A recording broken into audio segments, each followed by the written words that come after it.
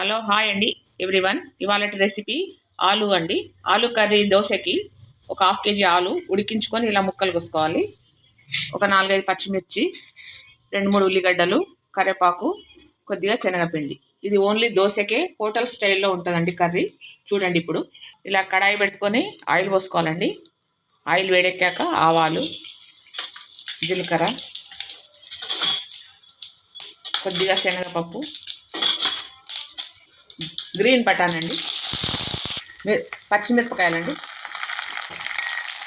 ఉల్లిగడ్డ, కరివేపాకు వేసి కలపాలండి. సాల్ట్ అండి, మీ రుచికి సరిపడా చూసి వేసుకోండి సాల్ట్. పసుపు కలుపుకోవాలండి.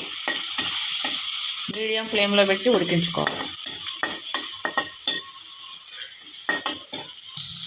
అల్లం పేస్ట్,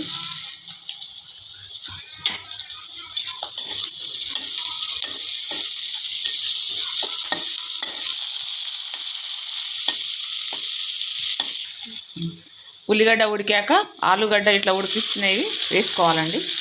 సిమ్లో పెట్టుకొని కలుపుకోవాలి.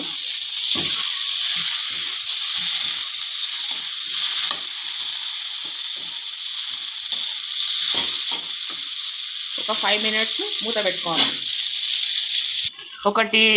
2 టీ స్పూన్ల శనగపిండి తీసుకొని వాటర్లో ఇలా మిక్స్ చేసుకోవాలండి. ఇలా ఒక 5 మినిట్స్ నూనెలో ఉడుకుతుందండి.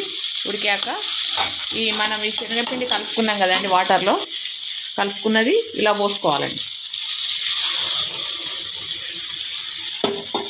పోసుకోవడం వల్ల జ్యూసీగా ఉంటుంది, దోశకి బాగుంటుంది కర్రీ. ఇలా ఒక 5-10 మినిట్స్ ఉడికించుకోవాలి. ఒక 5-10 మినిట్స్ ఉడికించుకోవాలండి. ఉడికించుకున్నాక కొద్దిగా గరం మసాలా వేయాలండి. 1/2 టీ స్పూన్ గరం మసాలా వేసి కొత్తిమీర వేసుకొని స్టవ్ ఆఫ్ చేసుకోవాలి. వీడియో చూసి అందరూ సబ్స్క్రైబ్ చేసుకోండి. Thank you.